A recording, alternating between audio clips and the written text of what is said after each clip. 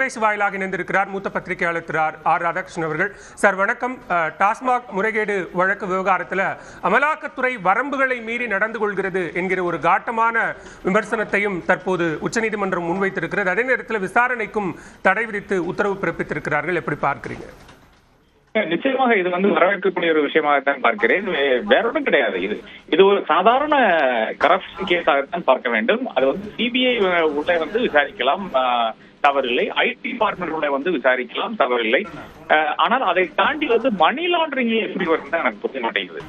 அதாவது இப்போ குஜராத் இல்லை என்றால் பீகார் போன்ற மாநிலங்களில் ரெண்டுமே பார்டர் ஸ்டேட்ஸ். குஜராத் என்பது பாகிஸ்தான் அருகில் இருக்கிறது, அதே மாதிரி கடல் இருக்கிறது. இந்த பக்கம் பீகார் நேபாளுக்கு அருகில் இருக்கிறது. ரெண்டுமே ப்ரொஹிபிஷன் இன்ட்ரடியூஸ் பண்ண ஸ்டேட்ஸ். அங்க எந்த அளவுக்கு மது விற்பனை நடக்கிறதோ அதை கண்டுகொள்ளாமல், அங்க ஒரு பண்ணாமல், ஒரு இன்வெஸ்டிகேஷன் பண்ணாமல், இந்தியாவுடைய பாதுகாப்புக்கு குந்தகாலம் விளைவிக்கின்ற விதத்தில் அங்க மணி லாண்டரிங் நடந்து கொண்டிருக்கின்றது அனைவருக்கும் தெரிஞ்ச விஷயமாக இருக்கிறது. அங்கே ஒண்ணுமே செய்யாமல் தமிழ்நாட்டில் உட்கார்ந்து இங்க நடக்கின்ற டிஸ்டிலரியில் நடக்கின்ற சாதாரணமான கரப்ஷனை பத்தி நீங்க விசாரிக்க வேண்டிய அவசியம் என்ன? இதுல மேக்சிமம் பிஜேபி காரர்களே சொல்றது 1000 கோடி மட்டும்தான். அங்க குஜராத்திலையும் பீகார்லயும் நடக்கின்ற கொள்ளைக்கு ஏறத்தாழ 1 லட்சம் கோடி 2 லட்சம் கோடி அந்த ரேஞ்சில் போய் கொண்டிருக்கிறோம். அப்ப இது ஒரு கம்பேரிட்டிவ் அடிப்படையில் நான் பார்க்க வேண்டும். இங்க ஊழல் நடக்கவில்லையான்னு கேட்டால் நிச்சயமாக இங்க ஊழல் நடந்து கொண்டுதான் இருக்கிறது. அதுக்கு விசாரணை தேவைப்படுகிறது. நிச்சயமாக அந்த மாநிலம் விசாரித்தால் அதுக்கு நீதி கிடைக்காது. விசாரிக்கிறது எனக்கு மாற்றுகிறது கிடையாது. சிபிஐ விசாரிக்கலாம் அதுல. ஆனால் இடி என்ற பாஜகவினுடைய ஏவுகணையை இங்க யூஸ் பண்ண வேண்டிய அவசியம் கிடையாது. மிக குறிப்பா ஒரு தனிநபர் விதிமீறலுக்காக ஒரு நிறுவனத்தின் மீது நடவடிக்கை எடுப்பது சரியானதா அப்படிங்கிற ஒரு கேள்வியையும் இன்றைக்கு உச்சநீதிமன்றம் முன்வைத்திருக்கிறது. ஏற்கனவே பல வழக்குகள்ல அமலாக்கத்துறைக்கு இது போன்ற எச்சரிக்கைகள் விடுக்கப்பட்டிருந்தது. இதை எப்படி புரிஞ்சுக்கணும் சார்? நிச்சயமாக. அதாவது இப்போ ஒரு தனிநபர் தான் அதுக்கு மேலே இருக்கிற அமைச்சர்களுடைய அந்த பார்வையில தான் இதெல்லாம் நடக்கணும். அப்ப அதுதான் ஊழல் நடக்கிறது. அப்ப அதனோட எனக்கு நிச்சயமாக அது மாற்றுக்கிறது நிச்சயமாக இருக்கிறது. ஏனென்றால் இங்க ஊழல் நடந்திருக்கிறது என்பது எனக்கு மாற்றுக்கிறது கிடையாது. அதாவது என்றைக்கு இந்த டாஸ்மாக் என்ற மார்க்கெட்டிங் கார்பரேஷன் நிறுவனம் உண்டாயிட்டோ அது பிரைவேட் செக்டர்ல மது ரீட்டைல் பிரைவேட் செக்டர்ல இருந்தாலும் சரி, இன்னைக்கு அரசாங்கமே நடத்தினாலும் சரி, அந்த எல்லா காலத்திலயும் ஊழல் இருந்திருக்கிறது என்பதுதான் உண்மை நிலையா இருக்கிறது. இதுல யாருமே மாற்றத்துக்கு தருக்க முடியாது. யாருமே இதை கண்டஸ்டே பண்ண முடியாது. அப்போ இந்த முழுவதும் இருக்கின்ற ஒரு பினாமினாக பார்க்க வேண்டியதா இருக்கிறது. என்னுடைய பிரச்சனை எவ்வளவு தமிழ்நாட்டை ஐசோலேட் பண்ணி சிங்கிள் பண்ணி இங்கதான் ஊழல் நடக்கிறது, இது 1000 கோடி ஊழல் என்ற சூழல் அர்த்தம் கிடையாது. அது நீதி கட்டுறது என்ற ஒரு விஷயம் மட்டும்தான். நான் அந்த ஒரு லிமிடெட் பாயிண்ட்ல தான் நான் பேசுறேன். இந்த பொதுவா மிக நன்றி திரு ஆர்கே. இணைப்பில் உங்களுடைய கருத்துக்களை பகிர்ந்து கொண்டமைக்கு நன்றி. டாஸ்மாகில் நடைபெற்ற முறைகேடு தொடர்பான சோதனைக்கு தற்போது உச்சநீதிமன்றம் தடை விதித்திருக்கிறது. அதே நேரத்தில் வரம்புகளை மீறி அமலாக்கத்துறை செயல்படுகிறது என்கிற விமர்சனங்களையும் உச்சநீதிமன்ற நீதிபதிகள் முன்வைத்திருக்கிறார்கள். நம்மோடு இணைந்திருக்கிறார் மூத்த பத்திரிகையாளர் திரு தராஷ் ஷியாம் அவர்கள். சார் வணக்கம். உச்சநீதிமன்றத்தினுடைய இந்த உத்தரவை எப்படி பார்க்கிறீங்க? முக்கியமான உத்தரவு. என்ன காரணம் என்றால், டாஸ்மாக் என்பது தமிழ்நாடு அரசின் நிறுவனம், தமிழ்நாடு அரசின் துறை அல்ல. தமிழ்நாடு அரசின் நிறுவனம் என்பது தமிழ்நாடு அரசின் ஏதாவது ஒரு துறையின் கீழே இயங்கும் எல்லா நிறுவனமும். அப்படி என்றால் அந்த நிறுவனத்தின் மீது ஒரு புகார் வந்தால், உதாரணமாக மாவட்ட அளவிலான பல்வேறு அமைப்புகள் அந்த நிறுவனத்துக்கு இருக்கும், புகார் வந்தால் நடவடிக்கை எடுக்க வேண்டியது தமிழ்நாடு அரசு. அப்படித்தான் கிட்டத்தட்ட 40க்கும் மேற்பட்ட எஃப்ஐஆர்கள் கிட்டத்தட்ட ஒரு 7-8 வருடங்களாக போடப்பட்டிருக்கின்றன. அந்த எஃப்ஐஆர்களிலே ஒரு செலக்டிவாக ஒரு சிலவற்றை மட்டும் எடுத்து அதன் மீது ஒரு பிரிடிகேட் அஃபென்ஸ் சுமத்தி அதை இடி விசாரணை, அதாவது பிஎம்எல்ஏ சட்டத்தின் கீழே கொண்டு சிறப்பு சட்டத்தின் கீழே கொண்டு விசாரணைக்கு உட்படுத்துவது என்பது உண்மையிலேயே கூட்டாட்சி தத்துவதற்கு எதிரானது. அப்படி என்றால் நாளைக்கு எது வேண்டுமானாலும் செய்யலாம். உதாரணமாக கீழமை நீதிமன்றம், பல நீதிமன்றங்கள் இருக்கின்றன, எல்லாமே மாவட்ட நீதிபதியின் கட்டுப்பாட்டின் கீழ் இருக்கின்றன. ஒரு புகார் வருகிறது, அந்த புகாரின் மீது ஒரு எஃப்ஐஆர் போடப்படுகிறது. அப்படி என்றால் எல்லா எஃப்ஐஆர்களையும் சேர்த்து உச்சநீதிமன்றத்தின் ரிஜிஸ்ட்ரார் ஜெனரல் மீது வழக்கு தொடர முடியுமா? அப்படியே கூட்டாட்சி தத்துவமே அடி வாங்கி போகும். அதுபோக அதிகார வரம்புகள் அவை அடி வாங்கி போகும். எனவே இது ஆரம்பத்திலிருந்தே அரசியல் ரீதியாக மோட்டிவேட்டடாகத்தான் நான் எல்லாம் கருதினேன். இது பற்றிய நிறைய வீடியோக்களை விளக்கி நான் கொடுத்திருக்கின்றேன். எப்போதுமே டியூ ப்ராசஸ் என்பது ரொம்ப முக்கியம். அதாவது உரிய நடைமுறைகள், அந்த உரிய நடைமுறைகளை கடைபிடிக்காவிட்டால் ஜனநாயகம் செத்து போகும். எனவேதான் உச்சநீதிமன்றம் இவ்வளவு கண்டிப்போடு கூறியிருக்கிறது. சொல்ல போனால் இது இங்கு நீதிமன்றம், உயர் நீதிமன்றத்திலேயே இதற்கு இப்படியான ஒரு தடை கிடைத்திருக்க வேண்டும். ஆனால் உயர் நீதிமன்றம் தடை விதிக்க மறுத்து விட்டது. இன்றைக்கு கூட இந்த எஃப்ஐஆர்களை எல்லாம் நீங்கள் நிறுத்தி வைக்க மாட்டீர்கள் என்பதற்கு உத்தரவாதம் தர வேண்டும் என்று சென்னை உயர் நீதிமன்றம் கேட்டுக்கொண்டது. அப்படியான ஒரு உத்தரவாதத்தை நமது தலைமை வழக்கறிஞர், தமிழ்நாடு அரசின் தலைமை வழக்கறிஞர் காலையிலேயே கொடுத்திருக்கிறார். எனவே இதிலே ஈடி செய்தது என்பது ஒரு வகையில் பார்த்தால் அவர்களது அதிகார வரம்பை மீறிய செயல். எனவே அமலாக்க பிரிவையும் கண்டித்துத்தான் உச்சநீதிமன்றம் இவ்வாறு கூறியிருப்பதாக நான் உணர்ந்து கொள்கிறேன். மிக்க நன்றி திரு ஷியாம். இணைப்பில் கருத்துக்களை பகிர்ந்து கொண்டமைக்கு நன்றி. நம்மோடு தொலைபேசி வாயிலாக இணைந்திருக்கிறார் மூத்த பத்திரிகையாளர் திரு பிரியன் அவர்கள். சார் வணக்கம். டாஸ்மாக் முறைகேடு தொடர்பான வழக்கு விசாரணையில அமலாக்கத்துறை அனைத்து வரம்புகளையும் மீறி இருக்கிறது, அதே நேரத்தில் கூட்டாட்சி தத்துவத்திற்கு எதிராக அமலாக்கத்துறை செயல்படுகிறது அப்படிங்கிற ஒரு காட்டமான விமர்சனத்தை தலைமை நீதிபதி முன்வைத்திருக்கிறார். எப்படி பார்க்கிறீங்க? இல்ல, அதாவது சமீப காலங்களில் கடந்த ஒரு 2 வருடங்களை கூட வைத்துக் கொள்ளலாம், அமலாக்கத்துறை விசாரணை செய்வதும், அது கைது செய்வதும், அது ஒரு சிறையில் வைப்பதும், அதோட விசாரணை முறைகளும் பலவிதமான விமர்சனங்களுக்கு பல கோர்ட்டுகளில் கண்டிப்புக்கும் ஆளாக இருக்கின்றது. மேல உச்ச நீதிமன்றத்திலிருந்து கீழே மாவட்ட கோர்ட் வரையும் பாத்தீங்கன்னா, ட்ரையல் கோர்ட் வரையும் பாத்தீங்கன்னா பல விதங்கள்ல பல இடங்கள்ல அமலாக்கத்துறை கண்டனத்துக்கு ஆளாகி இருக்கிறது. சமீபத்துல இப்போ ஒரு 2 நாள் முன்னாடி கூட உச்ச நீதிமன்றத்துல 1 வருடம் வரையெல்லாம் நீங்க காவல்ல யாரையும் வைக்க முடியாது என்று உச்ச நீதிமன்ற நீதிபதிகள் ஒரு என்போர்ஸ்மெண்ட் அமலாக்கத்துறை வழக்குல சொல்லியிருக்காங்க. இப்ப டாஸ்மாக் வழக்கை எடுத்துக்கலாமே.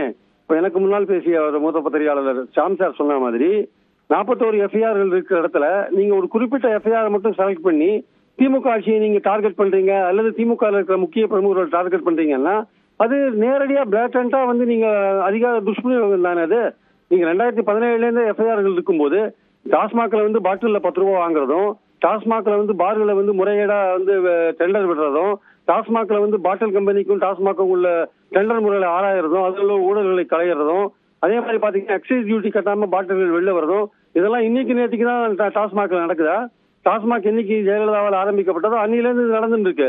அப்போ நீங்க செலக்டடா நீங்க ஒரு விஷயத்துல நீங்க அரசியல் ரீதியாக திமுகவை டார்கெட் பண்ணி நீங்க போகும்போது பாக்குறவங்களுக்கு, பொதுமக்களுக்கு அமலாக்கத்துறை ஒரு அரசியல் ரீதியா நடக்கிறதுன்றது பளிச்சென்றது நமக்கு தெரிகிறது. அடிப்படையான இந்த விஷயம் நிச்சயமா சுப்ரீம் கோர்ட்டுக்கு தெரிஞ்சிருக்கு. அதனாலதான் இந்த மாதிரியான ஒரு கண்டனத்தை அவங்க வெளிப்படுத்தியிருக்காங்க. அமலாக்கத்துறை தனக்கு கொடுக்கப்பட்டிருக்கிற அதிகாரங்களை மிகவும் தவறான முறையில் பயன்படுத்துகிறது.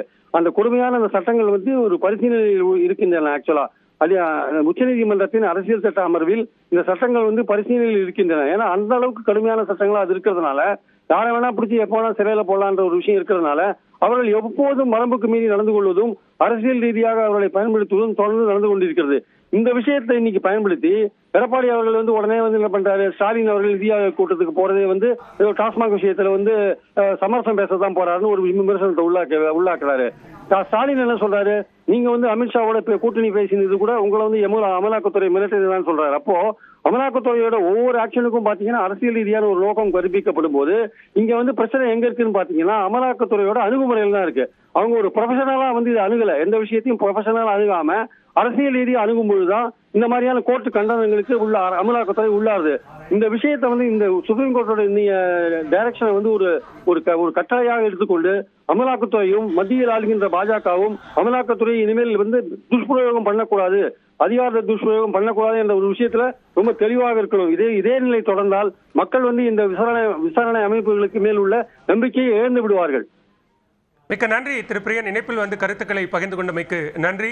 டாஸ்மாக் முறைகேடு தொடர்பான வழக்கில் அமலாக்கத்துறை மேல் விசாரணைக்கு தொடர்ந்து தடை வைத்திருக்கிறது. அதே நேரத்தில் அமலாக்கத்துறைக்கு பல்வேறு கேள்விகளையும் தற்போது அமலாக்கத்துறை வழக்கில் தற்போது உச்சநீதிமன்றம் அளித்திருக்கக்கூடிய உத்தரவு குறித்து திமுக அமைப்பு செயலாளர் RS பாரதி செய்தியாளர்கள் சந்திப்பில் பேசிய காட்சிகளை பார்த்தோம். தொடர்ந்து நம்மோடு தொலைபேசி வாயிலாக இணைந்திருக்கிறார் மூத்த வழக்கறிஞர் திரு KM விஜயன் அவர்கள். சார் வணக்கம். டாஸ்மாக் முறைகேடு தொடர்பான வழக்கில் அரசமைப்பு சட்டத்தையும் அமலாக்கத்துறை அதற்குண்டான வரம்புகளையும் மீறி இருக்கிறது என்று உச்சநீதிமன்றம் தெரிவித்திருக்கிறது. எப்படி பார்க்கிறீங்க? இது முக்கியமா இப்ப என்ன இதுல முக்கியம்னாக்க மணி லாண்டரிங் அப்படிங்கிறது தான் அதுல அந்த சட்டத்துல உள்ள ஒரே ஒரு குறை. ஆனா அந்த மணி லாண்டரிங் அப்படிங்கிற போது ஒரு மணி லாண்டரிங்கோட அதை ஒரு தவறான காரணத்துக்கு உபயோகப்படுத்துறாங்க அப்படிங்கிற ஒரு விஷயம் இருக்கும்பொழுது தான் இந்த மணி லாண்டரிங் ஆக்டை வந்து நம்ம யூஸ் பண்ண முடியும். ஆனா இப்ப பாத்தீங்கன்னாக்க இப்ப என்கிட்ட வந்து கணக்குல காட்டாத பணம் வந்து வச்சிருக்கேன்னா அது இன்கம் டேக்ஸ்ல அமௌண்ட் நாட் ஷோன்னாக்கா அதுக்கு இன்கம் டேக்ஸ்ல என்ன சட்ட விதிப்படி ஃபைனோ பெனால்ட்டியோ என்ன உண்டோ அது ஒண்டிதான் கேட்க முடியும். அல்லது நான் அரசு ஊழியரா இருந்ததுனாக்க அசெட்ஸ் டிஸ்ப்ரப்போர்ஷனேட் இன்கம்னு ப்ரிவென்ஷன் ஆஃப் கரப்ஷன் ஆக்ட் இருக்கு, அது கீழே பண்ண முடியும், அதுல வந்து சொத்து அட்டாச் பண்ண முடியும். ஆனா இந்த இடி அப்படிங்கிறதுல கையில இருக்கிற கணக்குல காட்டாத எல்லா பணமுமே ஒரு தவறான நோக்கத்துக்கோ ஒரு வேற தவறுகள் செய்யறதுக்கு தான் யூஸ் பண்றாங்கன்னு நினைக்கிறதே ஒரு சரியான புரிதல் இல்லை. அந்த மணி லாண்டரிங்ன்ற ஒரு விஷயத்த அதனுடைய தேவைக்கு அதிகமா எக்ஸ்டெண்ட் பண்ணி அதை வந்து எதிர்கட்சிகள் மேல குறிப்பா எல்லார் மேலும் யூஸ் பண்றாங்க. ரொம்ப பெஸ்ட் ரீசெண்ட் எக்ஸாம்பிள் பாத்தீங்கன்னா சிவகார்த்திகேயன், சிம்பு இவங்கெல்லாம் வந்து பணத்து கணக்கு காட்டாம பணம் நிறைய வந்திருக்கலாம், ஏன்னா சினிமா தொழில பணம் வருது. அவங்க எல்லாம் என்ன ஈடியில பண்ணிருக்காங்க, அவங்க அதை வச்சுக்கிட்டு நான் இந்தியா இறையாண்மை எந்த விதத்துல பாதிச்சிருக்காங்க, இவங்க 3 பேர்லயும் நோட்டீஸ் அனுப்பிச்சிருக்காங்க சமீபத்துல. அதனால என்னை பொறுத்த வரைக்கும் ஈடிங்கிற ஒரு விஷயத்த பாஜக அரசு வந்ததுல இருந்து முறையா இல்லாம உபயோகப்படுத்துறாங்க. வித்தவுட் ஒரு ப்ராப்பர் இன்வெஸ்டிகேஷன் இல்லாம அப்படிங்கிற ஒரு விஷயம் நம்ம எல்லார் மனசுல இருக்கு. ஆனா அதுக்கு ஒரு விடிகாலம் உச்ச நீதிமன்றம் அதை சற்று கூர்ந்து ஆராயும் போதுதான் தெரிய வருது. அதனால இது போல சட்டங்களை தவறாக துஷ்பிரயோகம் பண்ற விஷயங்கள் எல்லாம் பல இடங்கள் நடந்துட்டு இருக்கு. இதுல மட்டும் இல்ல, ஈவன் இந்த ஒரு கருத்து சொன்னாக்க இந்த இப்ப லேட்டஸ்டா நடந்த தீவிரவாதிகள் தாக்குதல கூட கருத்து சொல்ற ஒயர் பத்திரிகை எல்லாம் தடை பண்ணாங்க. அதனால இந்த மாதிரியான பல விஷயங்கள் வந்து கருத்துல கொள்ள வேண்டியிருக்கு. அதனால உச்ச நீதிமன்றம் ஒரு முதல் ஸ்டெப் எடுத்து வச்சிருக்காங்க.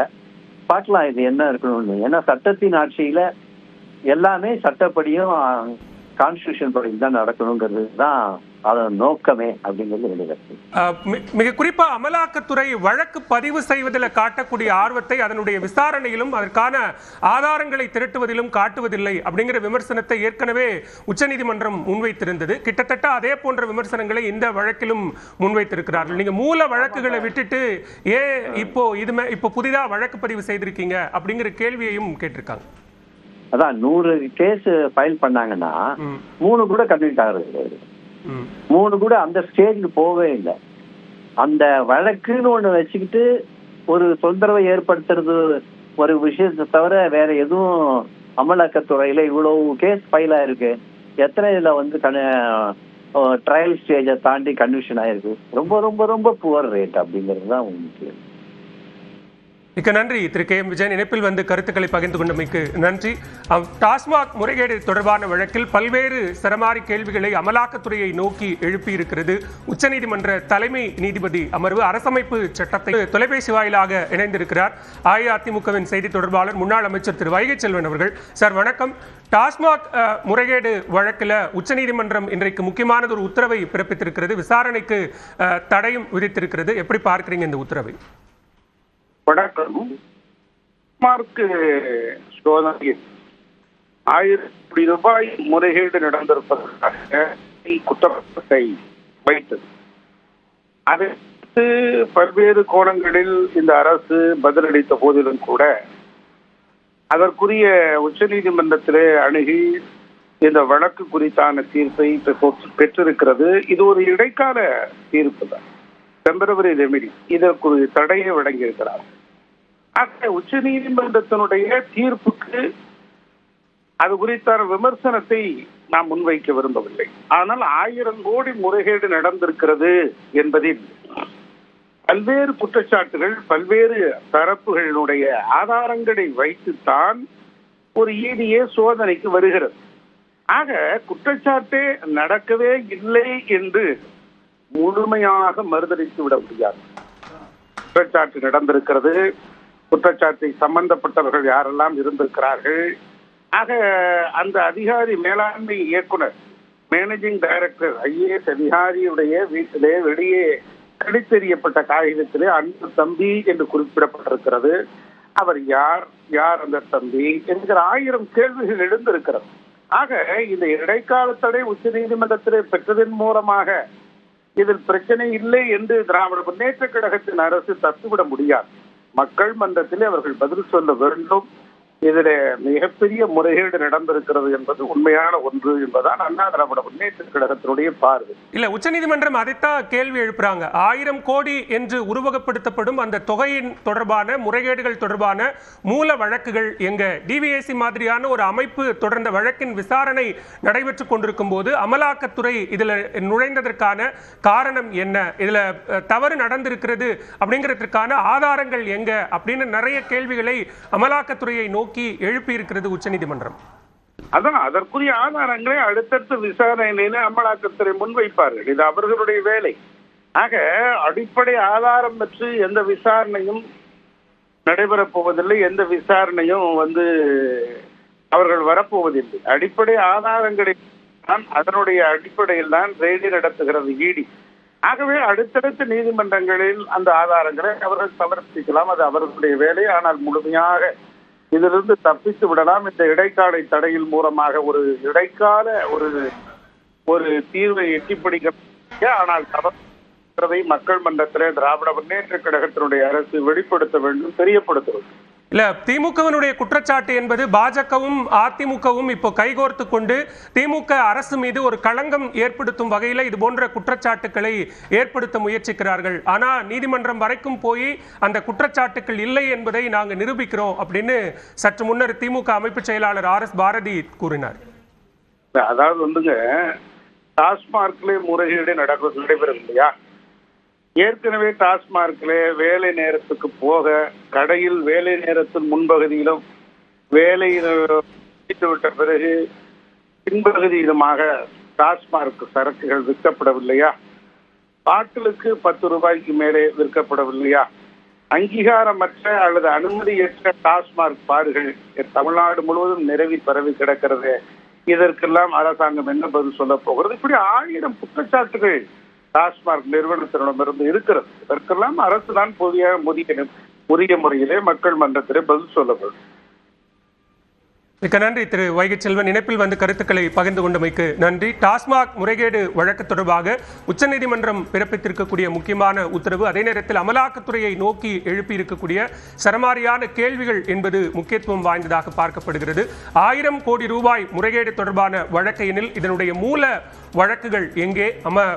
லஞ்ச ஒழிப்புத்துறை விசாரணை நடைபெற்றுக் கொண்டிருக்கும் போது அவர்கள் பதிவு செய்திருக்கக்கூடிய எஃப்ஐஆர்களின் அடிப்படையில் விசாரணை நடைபெற்றுக் கொண்டிருக்கும் பொழுது அமலாக்கத்துறை இதில் நுழைந்தது எதற்காக என பல கேள்விகளை தற்போது அமலாக்கத்துறையை நோக்கி உச்சநீதிமன்ற தலைமை நீதிபதி PR குவாய் தலைமையிலான அமர்வு எழுப்பியிருக்கிறது. அதே நேரத்தில் கூட்டாட்சி தத்துவத்தையும் அமலாக்கத்துறைக்கு இருக்கக்கூடிய வரம்புகளையும் மீறி இருக்கிறது அமலாக்கத்துறை என்கிற விமர்சனங்களையும் தற்போது உச்சநீதிமன்ற தலைமை நீதிபதி அமர்வு முன்வைத்திருக்கிறது. இந்த வழக்கினுடைய தொடர் விசாரணைகளுக்கும் டாஸ்மாக் நிறுவனங்களில் நடத்தப்படக்கூடிய சோதனைக்கும் ஒரு இடைக்கால தடை விதித்து வழக்கு விசாரணையை ஜூலை மாதத்திற்கு ஒத்திவைத்திருக்கிறார்கள். அந்த நேரத்தில் வழக்கு தொடர்பான முழுமையான ஆவணங்கள், அதே நேரத்தில் அமலாக்கத்துறை தரப்பில் முன்வைக்கப்படும் குற்றச்சாட்டுகள் தொடர்பான பிரமாண பத்திரங்களையும் தாக்கல் செய்யுமாறும் உச்சநீதிமன்ற தலைமை நீதிபதி அமர்வு இந்த உத்தரவாக பிறப்பித்திருக்கிறது. தனிநபர்களினுடைய விதிமீறலுக்கு எப்படி ஒரு நிறுவனம் பொறுப்பாக முடியும்? டாஸ்மாக் நிறுவனம் ஒரு 1000 கோடி ரூபாய் முறைகேடு நடந்திருக்கிறது, இழப்பை ஏற்படுத்தி இருக்கிறது என்கிற குற்றச்சாட்டுக்கு தனிநபர்களினுடைய விதிமீறல்கள் காரணமாக இருந்தால் அதற்கு எப்படி ஒரு நிறுவனம் பொறுப்பேற்க முடியும் என்கிற கேள்விகளையும் தற்போது உச்சநீதிமன்றம் எழுப்பியிருக்கிறது. அதே நேரத்தில் தமிழ்நாடு அரசு சார்பில் டாஸ்மாக் நிறுவனத்தின் சார்பில் ஆஜரான மூத்த வழக்கறிஞர் கபில் சிபல் பல்வேறு வாதங்களை முன்வைத்திருக்கிறார். டாஸ்மாக் அதிகாரிகளினுடைய செல்போன் தகவல்கள் என்பது முழுமையாக அமலாக்கத்துறையால் சேகரிக்கப்பட்டிருக்கிறது. அதே நேரத்தில் சோதனை என்ற பெயரில் அதிகாரிகள் துன்புறுத்தப்பட்டிருக்கிறார்கள் என்கிற பல்வேறு குற்றச்சாட்டுகளையும் தற்போது தமிழ்நாடு அரசு தரப்பில் உச்சநீதிமன்றத்தில் முன்வைக்கப்பட்டிருக்கிறது. இது மட்டுமன்றி இதற்கு முன்னதாக பல்வேறு அமலாக்கத்துறையின் தொடர்பான வழக்குகளிலும் கூட விசாரணை என்பது நடைபெற்றுக் கொண்டிருக்கும் போது அது தொடர்பான ஆதாரங்கள் அல்லது ஆவணங்கள் என்பதை அமலாக்கத்துறை சமர்ப்பிக்க தவறி இருக்கிறது என்கிற குற்றச்சாட்டுகளையும் உச்சநீதிமன்றம் முன்வைத்திருந்த நிலையில் தற்போது டாஸ்மாக் தொடர்பான முறைகேடு வழக்கிலும் அதே போன்றது ஒரு கேள்வியை உச்சநீதிமன்றம் தற்போது அமலாக்கத்துறையை நோக்கி எழுப்பி இருப்பது என்பதும் முக்கியத்துவம் வாய்ந்ததாக பார்க்கப்படுகிறது. நம்மோடு தொலைபேசி வாயிலாக இணைந்திருக்கிறார் முதுநிலை வழக்கறிஞர் திரு தமிழ்மணி அவர்கள். சார் வணக்கம். டாஸ்மாக் முறைகேடு வழக்குல தற்போது உச்சநீதிமன்றம் விதித்திருக்கக்கூடிய இந்த தடை எழுப்பி இருக்கக்கூடிய கேள்விகளை எப்படி பார்க்கிறீங்க சார்? இது மேலோட்டமாக எதையும் ஆராயாமல் சொல்லப்பட்ட கருத்து. இதேதான் டிட்டோ, இதை விட மோசம். சென்னை உயர்நீதிமன்றத்தில் அது வழக்கு வந்தப்ப ஒரு 3-4 மாதங்களுக்கு முன்னால் ஜஸ்டிஸ் MS ரமேஷ் இன்னொரு நீதிபதி, நீங்க பெண்கள் எல்லாம் சிறையில வச்சுட்டீங்க, அளவுக்கு மீறுறீங்க நீங்க அப்படின்னு சொல்லி மிக இதைவிட கடுமையான வார்த்தைகளை ஆயுதங்களாக பிரயோகித்தார்கள். அடுத்த ஆயுதம் அவங்க எல்லாம் படிச்சு பார்த்தாங்க, நாங்க இந்த வழக்கை கேட்கல. அது சுப்ரீம் கோர்ட்லயும் நடக்குது, அவ்வளவுதான்.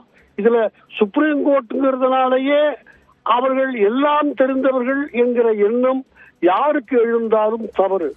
நான் ஒண்ணு சொல்றேன், இவங்க எந்தையும் சர்ச் பண்ணக்கூடாத இடம்னு உலகத்துல இல்ல. சுடுகாடாக இருக்கலாம், கோவிலாக இருக்கலாம். சென்னை செக்ரட்டேரியட்ல சர்ச் பண்ணியாச்சு. நான் அதை திருப்பி வேஸ்ட் பண்ணவில்லை, டயத்தை திருப்பி சொல்லி. இந்த நீதிபதி இதே வழக்கில் இப்ப அப்பீல் போயிருக்காங்களே, அது ஜஸ்டிஸ் SM சுப்பிரமணியம் பெஞ்சுக்கு மேல போன அப்பீல். அவர்கிட்ட இந்த வாதத்தை எடுத்து வச்சாங்க. எந்த இடத்த சர்ச் பண்றதுன்னு இல்லையா, ஒரு வரைமுறை வேண்டாமா, யாரோ செய்த தவறுக்கு ஒரு அரசாங்கத்தையா கேள்விக்கு உள்ளாக்குவது, சர்ச் பண்ணலாமா இதெல்லாம். ஏன்னா இந்த வழக்க போட்டிருக்கிறது யாரோ தெருவில் போகிற நபர், அரசியல் கட்சி அல்ல, ஹோம் செக்ரட்டரி. தயவு செஞ்சு அதையும் மனசுல வச்சுக்குங்க. அதுக்கு ஒரு மரியாதை இருக்கும். அதுக்கு மேலெழுந்த வாரியான கருத்து. இந்த எந்த இடத்த வேணா சர்ச் பண்ண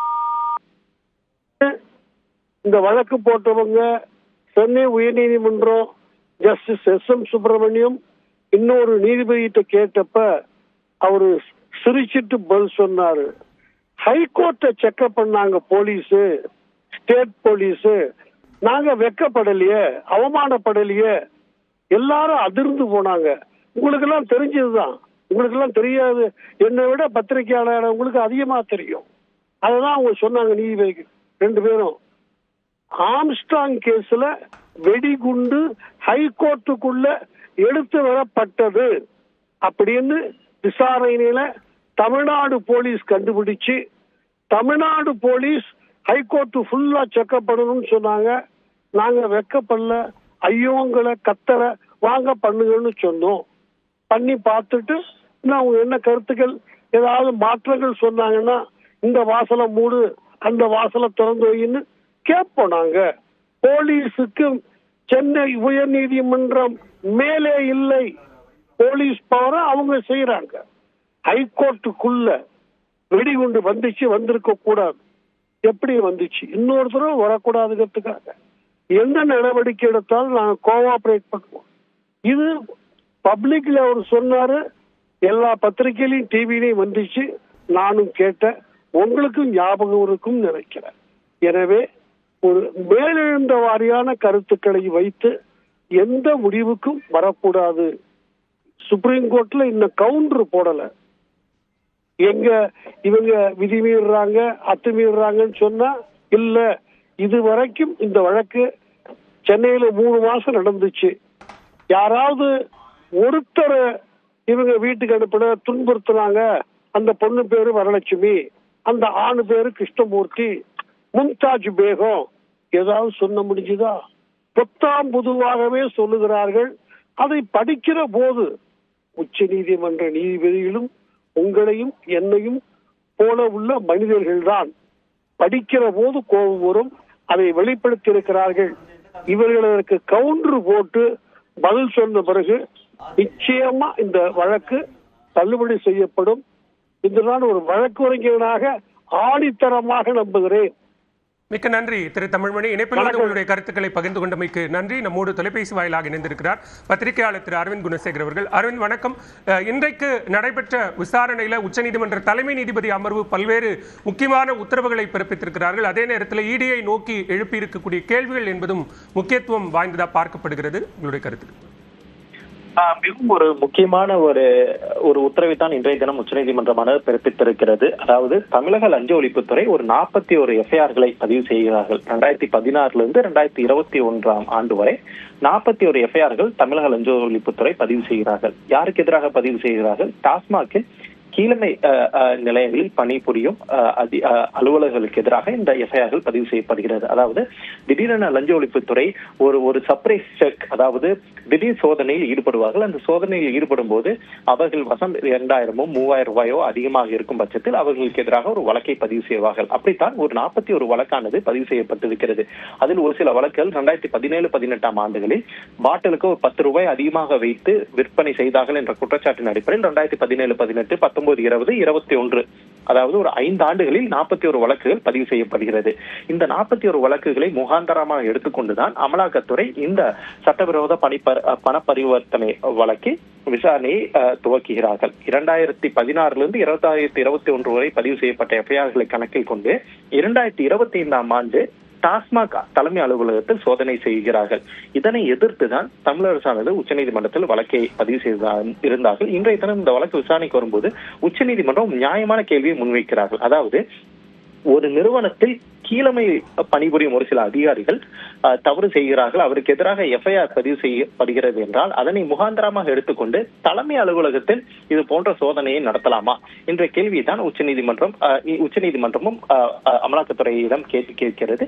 அமலாக்கத்துறையின் விசாரணைக்கு தடை விதிக்கும் போது உச்சநீதிமன்றம் இந்த கருத்தை முன்வைக்கிறார்கள். அதாவது அமலாக்கத்துறையானது அனைத்து வரம்புகளையும் மீறுகிறார்கள், ஒரு கூட்டாட்சி தத்துவத்தையே சிதைக்க முயற்சிக்கிறார்கள் என்ற கருத்தையும் உச்சநீதிமன்றம் முன்வைத்துதான் இந்த வழக்கின் விசாரணைக்கு தடையை விதிக்கிறார்கள். இந்த வழக்கானது மீண்டும் 2 மாதத்திற்கு பிறகு உச்சநீதிமன்றத்தில் மீண்டும் விசாரணைக்கு வர இருக்கிறது. அப்போது அமலாக்கத்துறை சார்பில் பதில் மனுவை தாக்கல் செய்வார்கள். அமலாக்கத்துறை சார்பில் இன்றைய தினம் விசாரணையின் போது ஒரு இமாலய ஊழல், மிகப்பெரிய ஊழல் நடைபெற்றிருக்கிறது பல்வேறு கருத்துக்களை முன்வைக்கிறார்கள். இந்த வழக்கின் மெரிட், அதாவது இந்த வழக்கில், இந்த டாஸ்மாக் வழக்கில் விசாரணை தொடர்ந்து நடைபெற்று வருவதால் அதற்குள் நாம் செல்ல விரும்பவில்லை. ஆனால் சாமானியனாக ஒரு கேள்வி நம் முன் எழுகிறது. அதாவது இதே அமலாக்கத்துறையின் அதிகாரி ஒருவர் அன்கித் திவாரி என்பவரை தமிழக லஞ்ச ஒழிப்புத்துறை கைது செய்கிறது. அதாவது 50-60 லட்சம் ரூபாய் பணத்தை லஞ்சமாக பெற முயன்ற போது அவரை கையும் களவுமாக தமிழக லஞ்ச ஒழிப்புத்துறை பிடிக்கிறது. அவர் பணம் வாங்கிறார். எனவே அவர் பணம் வாங்கிறார் என்பதற்காக அவர் ஒரு என்போர்ஸ்மெண்ட் ஆபீசர், அமலாக்கத்துறை ஒரு ஹைரார்க்கில ஒரு கீழமை நிலைய ஒரு கீழ்நிலை அதிகாரி, அவரை மையமாக கொண்டு அவரிடம் நடத்த வேண்டிய விசாரணையை அமலாக்கத்துறையின் டெல்லி தலைமை அலுவலகத்தில் நடத்த முடியுமா? அல்லது அமலாக்கத்துறை டிபார்ட்மெண்ட் ஆஃப் ரெவன்யூ கீழ் வருகிறது. எனவே ரெவன்யூ செக்ரட்டரி அவரிடம், வருவாய்த்துறை செயலாளரிடம் தமிழக லஞ்ச ஒழிப்புத்துறை போய் விசாரணை நடத்த முடியுமா? இதுதான் தமிழக அரசின் வாதம். அதாவது ஒரு சில அதிகாரிகள் தவறு செய்கிறார்கள் என்பதற்காக அந்த ஒட்டுமொத்த நிறுவனத்தின் மீது நாம் சோதனை நடத்த முடியுமா? கீழமையில் உள்ள ஒரு அதிகாரி தவறு செய்கிறார் என்பதற்காக தலைமை அலுவலகத்தில் சோதனை நடத்த முடியுமா என்பதுதான் தமிழக அரசின் வாதம். அதனை உச்சநீதிமன்றம் ஏற்றுக்கொண்டிருக்கிறது. அதன் மூலமாகத்தான் இந்த உத்தரவானது தற்போது பிறப்பிக்கப்பட்டிருக்கிறது. மிக்க நன்றி அரவிந்த். இணைப்பில் கருத்துக்களை பகிர்ந்து கொண்டமைக்கு நன்றி. உச்சநீதிமன்றம் அமலாக்கத்துறையை நோக்கி எழுப்பி இருக்கக்கூடிய கேள்விகள், மேலும் இந்த வழக்கு தொடர்பான விரிவான தகவல்களையும் ஒரு சிறிய இடைவேளைக்கு பிறகு தொடர்ந்து பார்க்கலாம்.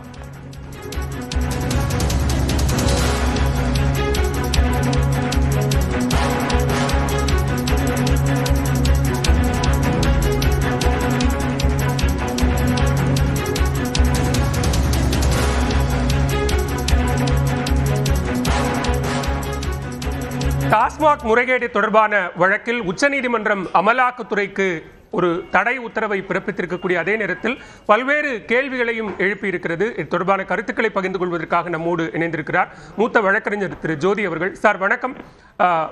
அமலாக்கத்துறை அரசமைப்பு சட்டம், மிக குறிப்பாக கூட்டாட்சி தத்துவத்தையும் அமலாக்கத்துறைக்கே உண்டான அதனுடைய வரம்புகளையும் மீறி இருக்கிறது என்கிற விமர்சனத்தையும் உச்சநீதிமன்றம் முன்வைத்திருப்பதை எப்படி பார்க்கிறீங்க? இது சார் அவாய்டபிள் இஷ்யூன்னு சொல்லுவாங்க. அதாவது சட்டப்படியே வந்து தடுத்திருக்கக்கூடிய விஷயம் இது. சென்னை உயர்நீதிமன்றத்தில் வந்து பெஞ்சில் 7வது உயர்நீதி பெஞ்சில் வந்து எஸ்.எம். சுப்பிரமணியமும் வேல்முருகனும் இதை பற்றி விசாரிக்கும் பொழுது வேல்முருகனில் அவர் எஸ்.எம். சுப்பிரமணியன் மற்றும் ஒரு நீதிபதி இதை பற்றி விசாரிக்கும் பொழுது நான் குறுக்கிட்டு நான் என்னுடைய கிளைண்ட் சார்பில் நான் ஆர்கியூ பண்ண போகிறேன். ஒரு பொது நல வழக்காக கணக்கில் எடுத்துக்கணும் இதை.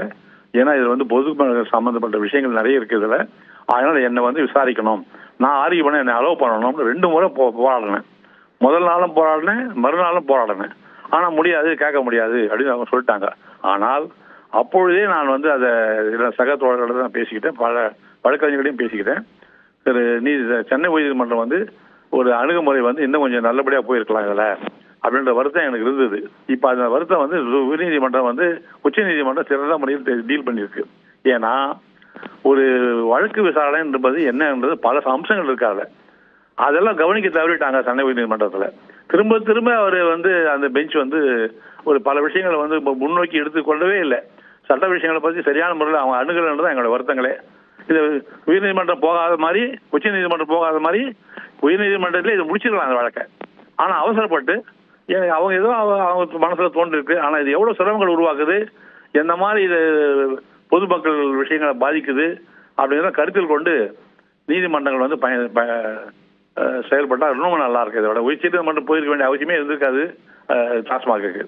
இவங்க வந்து சரியான கோணத்துல உயர்நீதிமன்றம் வந்து இந்த வழக்கை வந்து கையாண்டுறதால் இது avoidable appeal to supreme court. இதுதான் என்னோட கருத்து. மிக்க நன்றி திரு ஜோதி, இணைப்பில் வந்து கருத்துக்களை பகிர்ந்து கொண்டமைக்கு.